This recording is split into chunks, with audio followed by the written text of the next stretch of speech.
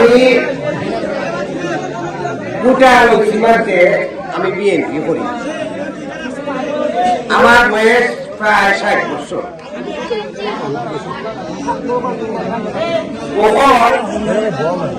16 বছর আমরা শান্তি মতন ভোট দিতাম পারি না। আমরা ভোট অন্যদের দিলাম।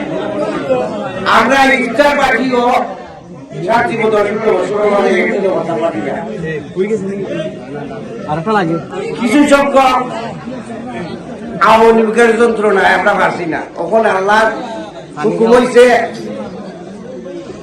হাসিনা খুনি হাসিনা দেশ ত্যাগ করিয়া গেছেন কি পার। এই কারণে এখন আমরা দেখা যায় ইফতার পার্টি করলাম। আল্লাহর কাছে আমরা শুকরিয়া আদায় করি। আমরা সুস্থ অবস্থায় থাকতাম, চলতাম, ভাই ভাতিজারে লইয়া চলতাম। হিন্দু মুসলমান বৌদ্ধ খ্রিস্টান সবাই লইয়া আমরা চলাফেরা করতাম।